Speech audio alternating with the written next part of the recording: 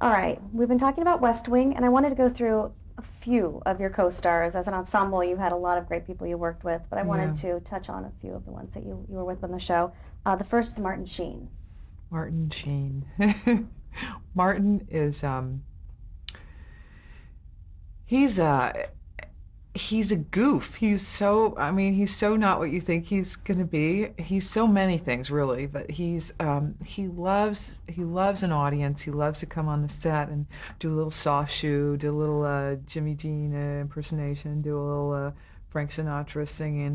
He's just so funny. Always got a joke to tell. They're usually pretty bad, but we laugh so hard because they're so bad. Because he's so funny, and he's also such a humanitarian, such a genuine person with the biggest heart. He really, he told me once he's never happier than when he's being arrested for something he believes in. This is a man. I would never be able to do what he does. I believe in what he does and I think he's doing the right thing, but I'm not that kind of person that's going to go out and lie down on and he flies all over during his weekends. He'd fly to go do these protests and his whole life is about his devoted and what changes he's gone through in his life from apocalypse now and almost dying to being where he is and being so very just a very sweet caring man and he's been there for me on a number of times when I've needed him, not just in a professional way but in a personal way and as I got to be chief of staff I worked with him a lot more and had a much closer relationship with him, had a lot of fun with him and would go to him with that. I just think he's the most marvelous man and we just had endless fun with him because he could never remember. He doesn't know my name. First of all, if we ran into him right now, he would not know who I am, and not because he doesn't love me, but he's just terrible with names. And I'm kind of the same way, so I appreciate that with him. I understand. It got a little annoying sometimes. Like he'd call me the big lady, or he'd call me by my character's name, and if he called me the big lady, I'd call him Pumpkinhead, which is what his wife told me to call him if he forgot my name. Call me big lady. Hate that. Um, but I had so much fun traveling with him in the airports. People, Mr. President, Mr. President. And and he'd love to do the, Nixon thing. And just so much fun. So great and so loving of it. He loved us all and loved the job, and everything means so much to him. And he's a great man. Uh, Bradley Whitford. Hate him. Yeah. Okay, Bradley is probably the funniest person on the planet. He is, without Bradley, the crew, I don't know how the crew would have made it through all the hours because he literally he kept everybody laughing. He was so funny. He's just, it would make me mad how funny he was. I was like, why can't I be that? Why can't I be funny like that? He's so witty it's unbelievable. Um, One of the most fun people to be around. That's what I say about Bradley. Richard Schiff. Richard Schiff and I were real buddies during this journey. We were most like I identified with him the most because we both were kind of Eeyores in life, kind of like, oh, I'll never last. This sucks. I'm bad. We kind of are dark sometimes but there's nobody who loves acting more than Richard, and there was nobody that I loved acting with more than Richard, I would say, and a lot of because he and I just connected in a lot of ways with our acting, and we love to do things like we always were acting some French, you know, love story underneath our scenes, or there'd be some, I don't know how we said French because it was just more dramatic or something. But we always had these things we would act, this subtext and stuff going on that we just loved doing that no one, most of the directors never picked up on or got. But we did it, and we loved acting. I love acting with him enormously. But when he was unhappy, and Richard is a very interesting man who's very, his standards are high, and if he feels that things aren't going the way they should be, he's not a lot of fun to be around. And it was very, and I was very concerned with Richard. If he was not happy, I was not happy. Or I'd be like, oh no, Richard's upset. He's a very deep, emotional, complicated man. But I adore him and felt closest to him, I think, of anyone. John Spencer. And John Spencer is, well, he is the definition of the actor's actor, I think. John truly was the most professional man, loved acting more than anything, gave his whole life for acting. He loved actors. He was always the one on the set to, if I was doing a take, he'd be, that was great. That was a great take, Allison. That was fantastic. He was always so incredibly supportive and just about the work, He had a great sense of humor too, but he was always the one on the set who wanted it. He wanted people to be doing their work, and a lot of times, we get in these places where we just start making jokes or cutting up or not taking the scene seriously. And now I know from being chief of staff what it was like, because it was miserable for me when I had to do a chief of staff meeting and Brad and Richard were cracking up and making jokes, and I was like, God damn it, shut up. I am trying to act here, and this is really hard. And I so appreciated John, what he had to do there, because it's really hard to be the one in charge and have to be the boss. It's not fun.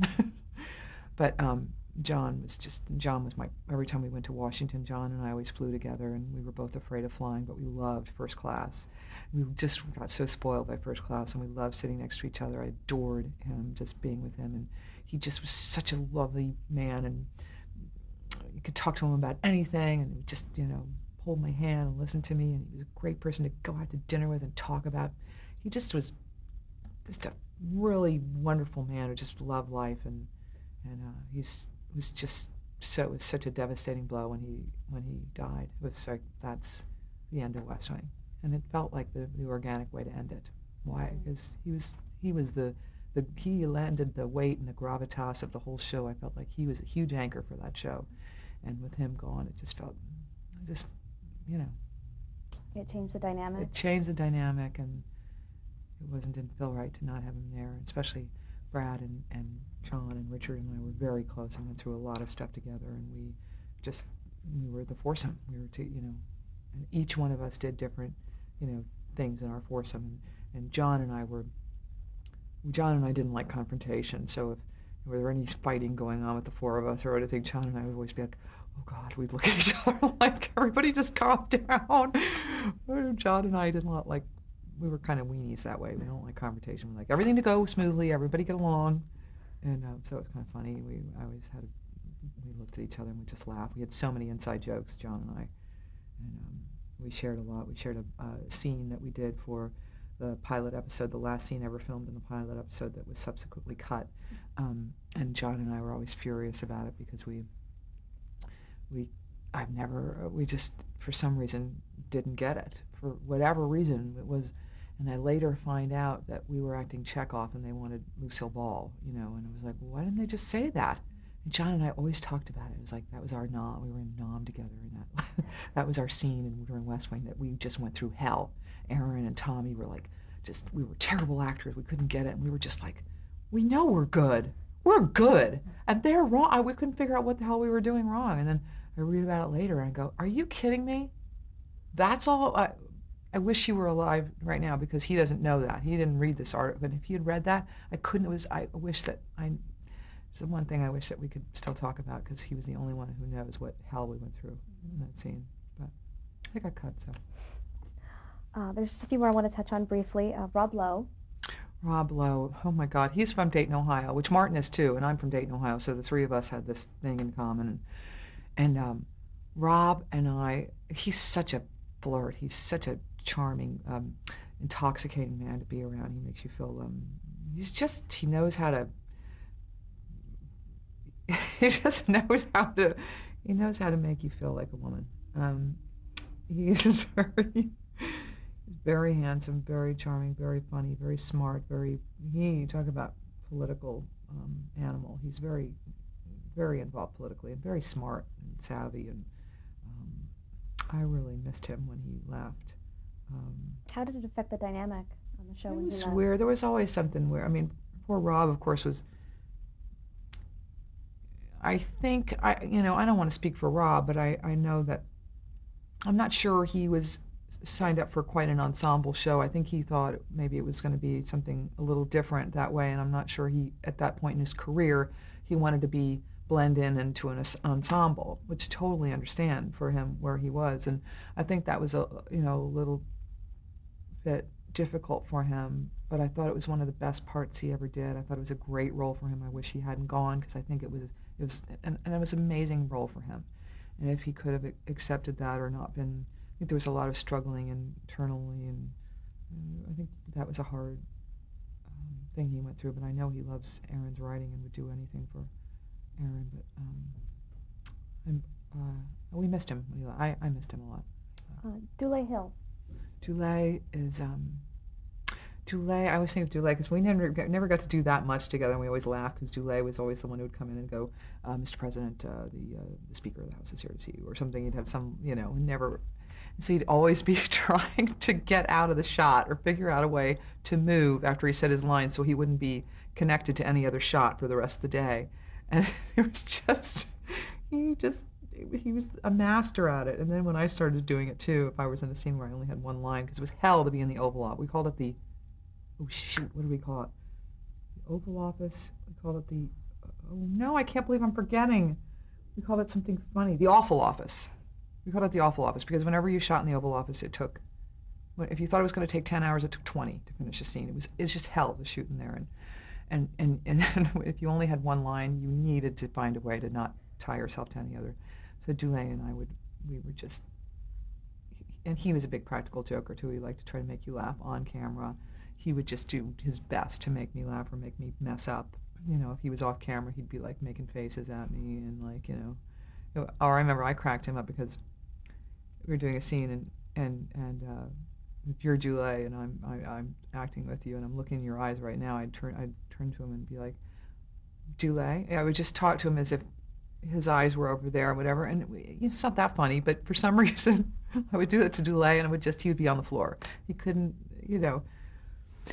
and but I love it. He would always be in my trailer. Dule would always come in and hang out with me, and we'd just talk about, chew the fat, talk about everyone. And he's a great soul, great spirit, great loving man who's very grounded and very nice to be around.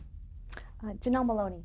Janelle's my neighbor and one of my best friends to this day. She's a lovely woman, so just smart girl and very funny and beautiful and a great friend and a great neighbor to me. We have 2 dogs together that our dogs play every day, and she's just a great person, and I think a wonderful actress too. And the last is Timothy Busfield. He played CJ's love interest. Yeah, he played Danny Concannon, CJ's love interest, and Danny was one of the one actors I ever worked with that I felt truly just came right at me. It was like, oh yeah? Well, and he just matched me really well, and I felt like he was the one, he gave me a run for my money, and I loved acting with him, and I thought we had a great thing going. I thought our relationship was wonderful, and he's a very, very funny actor, also a very funny man, and one of the most supportive actors. I mean, he was so supportive of me and everything I went through in my life, professionally, personally. He's always just been another person who just decided that he adored me, and so it was always nice to have people who adore you to be telling you you're great, you're wonderful. I love him. How did the show change after Aaron Sorkin and Tommy Shalami left? Well, it was devastating for all of us. It was awful. I was like, no, don't go. Why would you go? It was terrible. I hated it. We were all terrified. I think everybody was nervous, and poor John Wells, who's amazing and did an incredible job taking over, had this huge, huge shoes to fill, and also it was an interesting time in the show because he felt that it was a time when things needed to change a bit, but when you have that much of a shift in control, the creative control, you kind of want to try to keep things as still as possible so you can sort of sneak in there and then kind of, and he ended up doing a great job, but it was very hard because it was hard to trust, is this what CJ would do? Would Aaron have written that? I don't know. Is that, we started doubting whether or not we knew really who our characters were with Aaron not there, but I have to say that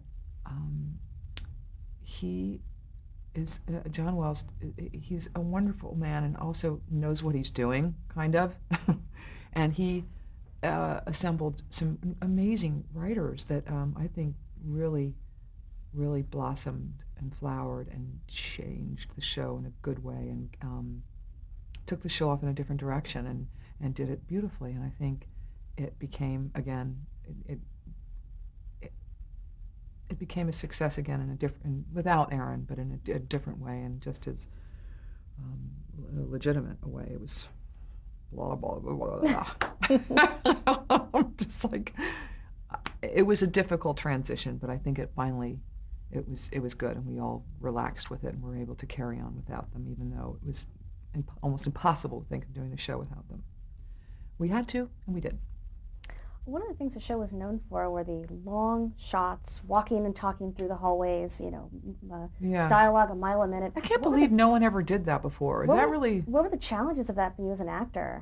For me, it was nothing. I was like, bring it on. The longer the walk and talk, the better. I liked it because it was more like the theater for me, and you could string like 2 or 3 scenes together. I was like, come on, you guys, let's do this as a oneer. Let's do 4 scenes together. We can, I was always on that side. I was like, yes, let's do it as a oneer. And everyone else who was terrible at memorizing their lines were like, no, please, God, no. And but because I was so good at memorizing lines, and it wasn't a problem for me, I loved it because it felt exciting to me to take a walk and talk through, and lead the whole walk and talk through different rooms and having different people come in and out. I thought it was thrilling, and I loved it. Couldn't get enough of it. Didn't have enough for my money. I just want to go through a couple of episodes from the show. And some things that come up with them. One was the women of Kumar. CJ kind of gets involved in letting her opinions be known about the treatment of women in the Middle East. Did she do that often?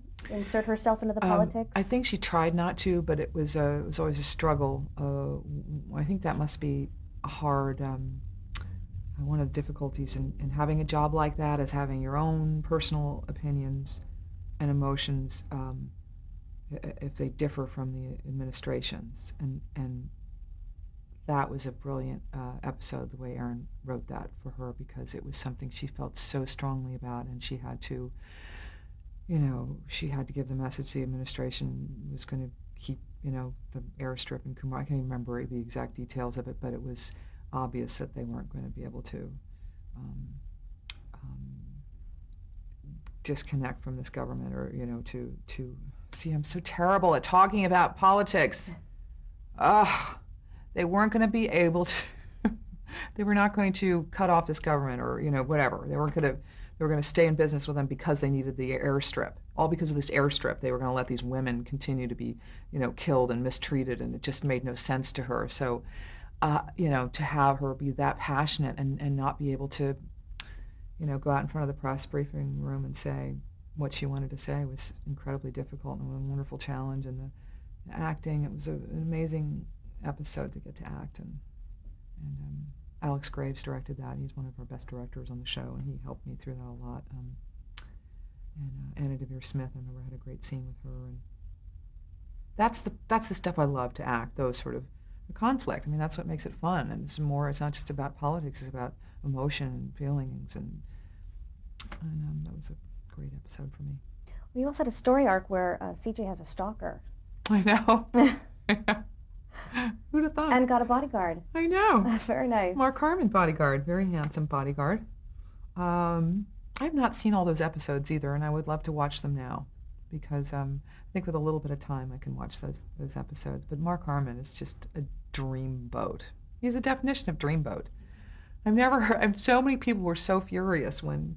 I mean, that was such a terrible episode when he died. It was such a sad, sad day. I mean, we really wanted him to continue on. I thought it was amazing, but Aaron was funny that way, and I don't know how. I can't.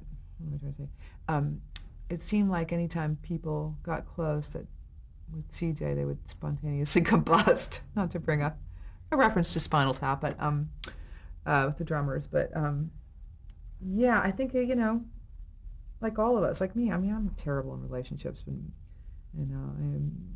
it's always easier to write the build-up than it is to write the actual relationship. I mean, that's no fun. It's fun writing about them getting together and the impossibility of the situation. Danny Concannon being a reporter and CJ being a press secretary. That's taboo. You're not supposed to. So that was fun to write. CJ being involved with her bodyguard. You can't do that. So that's what makes that tension and so exciting. So I guess it made sense that he made him die. But there were so many. I mean, the guy who delivered my pizza was like a guy I never would think would watch West Wing was just delivered the pizza, and I was like, why did they kill him? I mean, it was just so funny. I swear to God, I went to the top of Halekulea. Is that how you say it in Maui? Halekulea Mountain, whatever. Went up to the top of the damn thing, and the guy giving tickets was like, "What? You have to tell them to. They can't. Why did they kill him?" It was just so funny. The people that would come out and say something. It was truly, they were really upset about that. I think it was people wanted to see CJ happy and see her with someone as handsome and wonderfully, knight in shining armor as Mark Harmon was. So I was sad to see him go. You had a really strong episode, The Long Goodbye, where CJ goes home to Dayton. I know. That was the only episode that Aaron didn't write. John Robbie Bates wrote that episode, and I think it was at a time when they were trying to see if Aaron would share the load of the writing, so that because there. And Robbie Bates is an amazing writer, and I loved that episode. It was really it was so great. We got to go off and we shot it in Chicago. Actually, it was and Alex Graves, one of my favorite directors, directed that one, and I loved it. Just going off and doing a little movie that felt was so different to show CJ at home, and I enjoyed it enormously because it wasn't about politics. Towards the end, the last episode, CJ's trying to figure out what to do with her life, what to do about Danny. Was she concerned about having a future that included marriage and children? Oh, well, yeah, I would think so. Sure. I'm sure I don't think that she knew if she wanted those things, Her whole life was spent in public service, and I don't know if those things ever... Probably, there's not a woman in the world who can't have a job like that and not think, what am I missing, and society looks at women like CJ as if there's something wrong with them, that they don't have kids or that they're missing out on something. It's very hard to live your life as a woman when you haven't made those decisions, I think. At least for me. As Allison Janney, I'm not married. I don't have kids. And I feel sometimes like when I'm around, I'm aware of the sacrifices I made to be an actress. I could have gotten married, and I haven't, because it just hasn't felt right, but, so that's where CJ and Allison get confused. I'm like, Allison, was she an accurate representation of today's woman, being able to be a strong woman in a male environment? You know what? I'm actually talking to you right now. I'm remembering that she does have a kid. In the end, I'm like, I forgot about that. But CJ does have a kid, and there's reference made to it when they do the flash forward, and Bartlett's at the library, and he talks about the kid that they have. And in some ways, a lot of people are like, I wish they hadn't done that, because that's too showing that yes, you can have it all. CJ can have her whole life as give away her, spend her whole life working for the White House, and then and also have a family. And some people are sort of wanting it to not work out that way, because it doesn't always work out. You can't have it all. What did you want to see happen to CJ? Would you have written it that way? I would have left it more ambiguous. I don't think I would have solved all the... I would have left things untidy. Is that the word? I would have just seen her walk away and had people, I don't know, be left unsatisfied. Not because I'm cruel or anything, because I think sometimes, I don't know, you don't know, and life doesn't always work out the way everyone wants it to work out for themselves and for other people. So I think I wouldn't have done it that way. I did tie it up too conveniently. Do you have a favorite episode or storyline from the show? Oh, okay. Well, I did love the Mark Harmon stuff. I loved the practical joke stuff I did with Charlie, with Dulé Hill. We had a great storyline there. I loved anything to do with animals. I loved the turkey episode. Thanksgiving episode was one of my favorites. I could not believe. I mean, the outtakes alone. I wish those were on a tape. With those frickin' turkeys in my office that smelled so horrendous, and they would, attack me when I least expected it, because I had to have them on my back, and I'd be talking, and all of a sudden one of them would go in at my butt, and I'd be like, oh, screaming. It was a lot of fun. I loved the falling off the treadmill in the pilot episode. Any of the physical funny stuff, I just loved that stuff. I can't remember. It's not like I'm going to go, I remember that press briefing I gave, I didn't that's not the stuff I remember. I remember all the silly stuff. I remember, telling off that reporter when you acting out those moments when you, in real life, you never have the right words to say. You don't know. You're like, oh yeah, well, you shut up. And, but CJ's like, oh yeah? Well, I'll tell you, and she's just got it all right there. And those are fun things to act. And that's what I can think of right now. Can't think of anything else. But how was 9/11 dealt with on West Wing?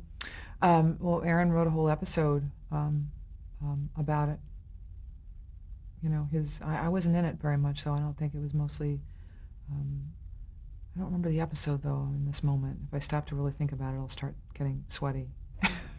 I mean, it was called Ishmael and something. I don't know, and it was there was a lockdown in the White House, and all these kids were stuck in. I don't remember. I'm sorry. Well, an easier question: where were you on September 11th? I was in my house that I had just bought, and I was terrified because I didn't know if I was going to be able to afford it. There was no furniture in it, except for I did have a bed and a TV and a phone.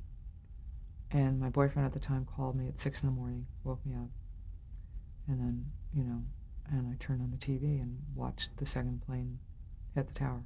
As I turned on the TV, I thought it was I thought I was watching a rewind, whatever you call it. What do you call that?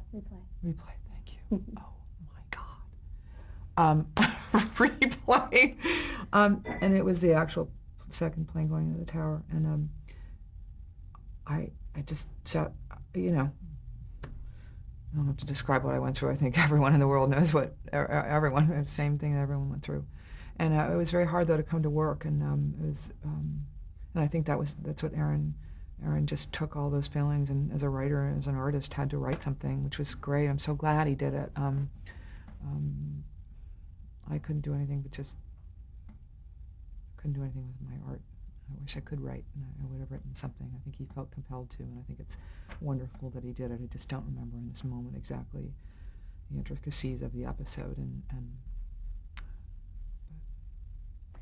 The last season of the show was kind of alternating between the White House and the impending election. Yeah. Did you think the show would be able to continue after the Bartlett administration, and did you think you'd be a part of it? We all conjectured about that quite a bit, and I thought, yeah, they could probably go on with it. Even in the second year, I think we thought they could do this show. This show could go on forever, and they could just keep having different administration, maybe a Republican in office next, or we definitely saw the potential for that and thought it might be a good idea for. Let me stop you Oh yeah. there. I'm sorry. That's all right. Before you get too far into the question. Yeah. We're